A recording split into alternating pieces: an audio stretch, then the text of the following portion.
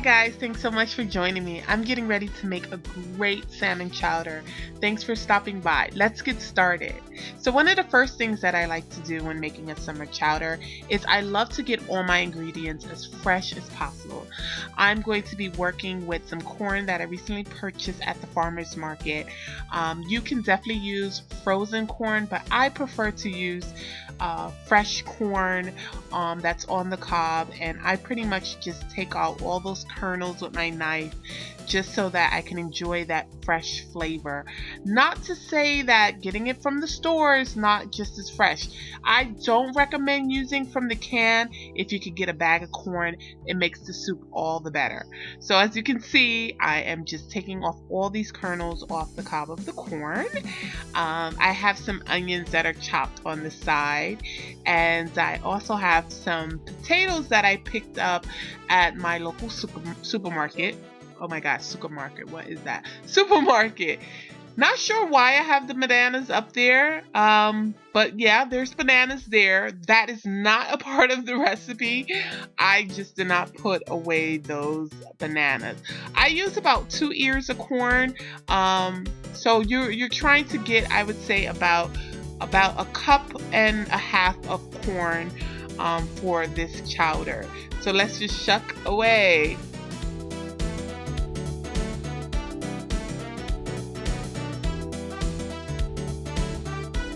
Okay, so now that we have all the corn off the cob of the corn, usually I begin with, of course, the best thing of all, butter. Butter is the key component in this recipe. If you're not a big butter eater, I recommend using olive oil. It does the same work. I just prefer butter because I think it just develops this creamy, delicious chowder. I got my wooden spoon, as you can see, and what I'm going to do, let me just adjust the camera here, is I'm just going to saute some of the carrots and the chopped potatoes, and I just pretty much did a cube chop with my potatoes. So I'm going to gather all of these items. Before I do that, oh, almost forgot, I'm going to be adding some garlic. I make my garlic myself. I just buy a bulk of garlic and I crush it up and I put it in this jar, and I will be posting a recipe on how to make your own garlic yourself. And now I'm just going to add this all into my Dutch oven pot that I love so much, and I'm just going to saute the vegetables, the corn and the potatoes, just so that they can get nice and tender and get ready for our next step. Okay guys, so we're entering the next phase of this soup. So already I added about 1.5 cups of regular milk. You can use low-fat milk or you can use cream if you prefer that. I just use milk because I find it just gives it the perfect balance. I've added my salmon and some cilantro. So we're going to put the lid on and let it simmer just for a little bit. Let's get ready for the next phase. Okay, our salmon chowder is steaming and it's ready for the seafood. Now I have some shrimp here, and I also have some scallops, baby scallops, and I'm just adding that to the soup. I usually add it towards the end.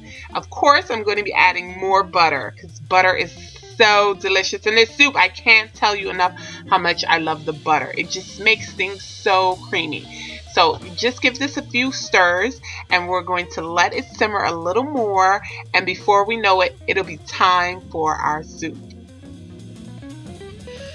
Okay, so I'm pretty much at the end of my chowder. I'm so excited. This looks so yummy. I can see all the butter, the potatoes, the large chunks of salmon, and the wonderful seafood that is involved in this chowder. Some people may say, it looks more like a soup, not so much a chowder, but for me, I love the big chunks of the potato, and it just gives such a warm home feeling in this cold weather. So I'm just going to scoop out a little more of this sauce, and I'm going to get ready to go sit down and indulge, and I'm going to have a beer with it too. I hope you enjoyed this. Check out my salmon chowder.